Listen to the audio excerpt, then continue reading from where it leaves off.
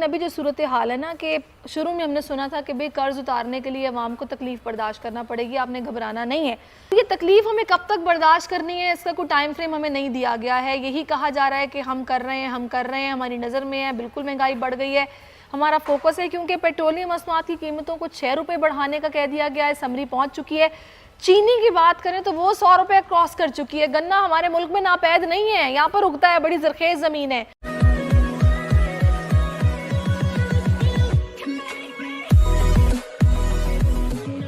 नमस्कार दोस्तों, ये है वायरल फैक्ट और इस वीडियो के अंदर दरअसल बात हो रही है कि पाकिस्तान के तो एल लगने तय है, क्योंकि पाकिस्तान के अंदर अब ये कहा जा रहा है कि थर्ड वेव, कोरोना की थर्ड वेव शुरू हो चुकी है। अब सिचुएशन ये है कि जब पहली वेव चल रही थी तब पाकिस्तान के इमरान खान ने ये कहा, उनके प्राइम मिनिस्टर ने ये कहा कि हम स्मार्ट लॉकडाउन करेंगे। अब ये स्मार्ट लॉकडाउन क्या होता है उसकी कोई डेफिनेशन तो होती नहीं है, लेकिन उन्होंने स्मार्ट लॉकडाउन किया। अब उसका सबसे बड़ा एक मेजरमेंट ये था कि उन्होंने जो टेस्टिंग थी वो बहुत कम की।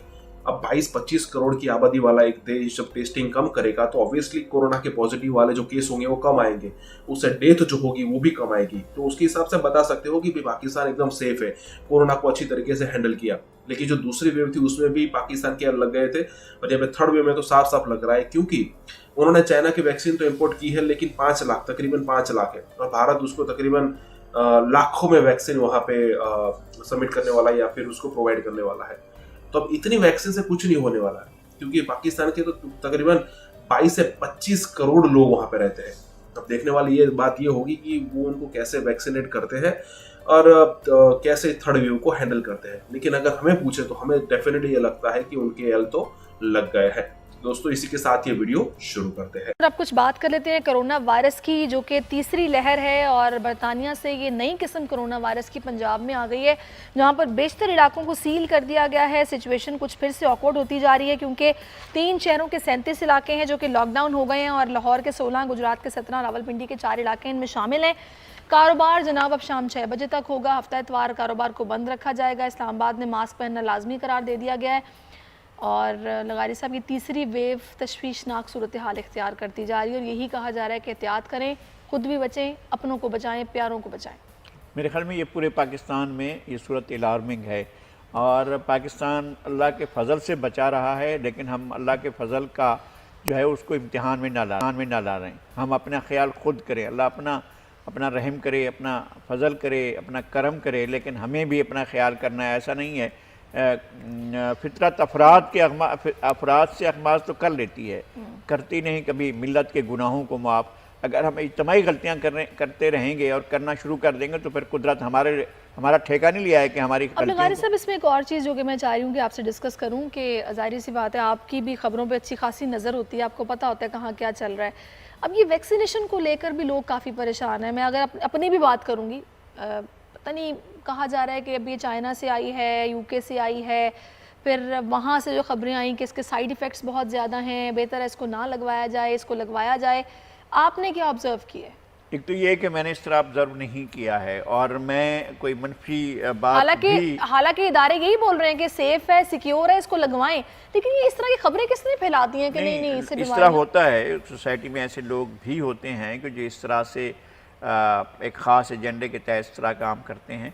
ये भी होना चाहिए, लेकिन देखभाल भी होनी चाहिए। ऐसा ना हो कि अगर साइड इफेक्ट्स, कहा जा रहा है कि जब कोई इस तरह की बीमारी आ जाए, खुदा न खास्ता, तो फिर उसकी जब वैक्सीनेशन बनती है तो उसके असरात देखने के लिए, उसके आफ्टर इफेक्ट्स जो है ना, वो 1 साल तो एटलीस्ट लगता है। ये टाइम बड़ा स्पैन छोटा है, जिसकी वजह से लोग इस तरह की बातें कर रहे हैं। नहीं, कई ऐसे दोस्त हैं, मेरे ज़ाती दोस्त जो हैं, उन्होंने जाकर लगवाए हैं और वैक्सीनेशन करवाई है। मुझे हमारे साबिक सेनेटर थे, सेनेटर तो हमेशा सेनेटर होता है, उसको सेनेटर ही कहते हैं, सेनेटर डॉक्टर करीम ख्वाजा ने अपनी वालदा को ले जाकर उन्होंने उनकी वैक्सीनेशन कराई। शी इज़ 85 ईयर्स ओल्ड, और वो लेकर गए और ख़ुद ही जाकर उन्होंने वैक्सीनेशन कराई। तो अगर ऐसी ख़तरनाक कोई चीज़ होती तो शायद वो खुद ना जाते और ना वैक्सीनेशन करवाते, और अल्लाह के फजल से वो ठीक है। उनकी लगारी साहब की उम्र मुझे पूछनी तो नहीं चाहिए, वरना मैं पूछना चाह रही थी आपने। नहीं, मैं कभी भी 50 साल से ऊपर के लोग नहीं जाऊंगा ही नहीं ना, उस उम्र की तब जाऊंगा। अच्छा, चले, जबरदस्त है, ये भी अच्छी बात है। दिल जवान होना चाहिए भाई, उम्र दे विच की रखिया। तो खैर कोई मसला नहीं है। जो लोग ये सोच रहे हैं, कंफ्यूज हैं, तो वो लगारी साहब की बात सुने कि 85 ईयर्स की वो अम्मा जी हैं, माँ जी हैं, जिन्होंने लगवाई है, बिल्कुल हशाश बशाश बिल्कुल ठीक है, तो परेशान होने की ज़रूरत नहीं है। जो इदारे बैठे हुए हैं चेक एंड बैलेंस रखने वाले, उन्होंने पूरी तसल्ली के बाद ही इस चीज़ को, यहाँ पर ऑस्ट्राजेनिका का शायद नाम है जो कि उसको लाया गया। लेकिन अब जनाब इस कोरोना के साथ साथ हमारी मैशत भी जुड़ी हुई है। ग़ारी साहब बार बार वज़ीर कि हमने कोरोना में संभाला दिया है और ये बड़ी बात है।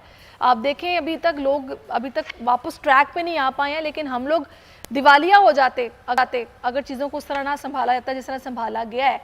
तो इतना तो मार्जिन लगारी साहब देंगे ना हम, कि नहीं देंगे हुकूमत को, कि वाकई एक बहरान था ना, उसमें से भी हम निकले हैं। एक हम बड़े बड़े बहरानों से निकले, हम जलजले से हम निकल नहीं आए।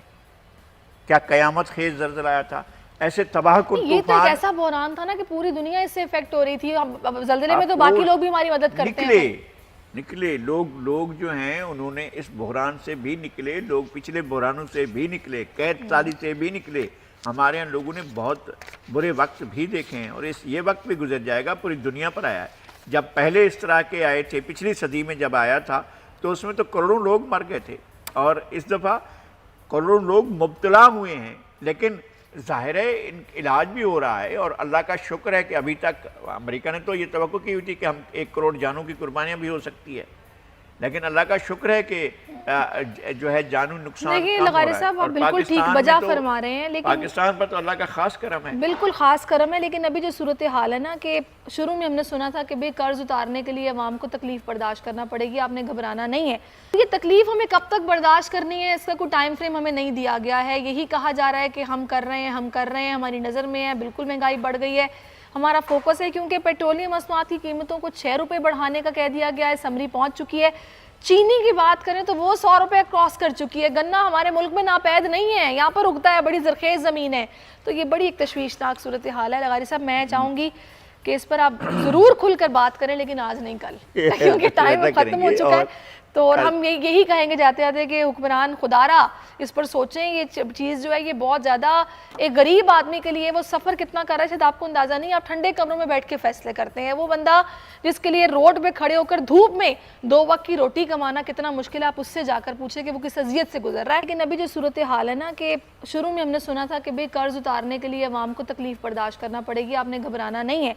ये तकलीफ हमें कब तक बर्दाश्त करनी है, इसका कोई टाइम फ्रेम हमें नहीं दिया गया है। यही कहा जा रहा है कि हम कर रहे हैं, हमारी नज़र में है, बिल्कुल महंगाई बढ़ गई है, हमारा फोकस है, क्योंकि पेट्रोलियम मसनूआत की कीमतों को 6 रुपये बढ़ाने का कह दिया गया है, समरी पहुँच चुकी है। चीनी की बात करें तो वो 100 रुपये क्रॉस कर चुकी है। गन्ना हमारे मुल्क में नापैद नहीं है, यहाँ पर उगता है, बड़ी ज़रखेज़ ज़मीन है।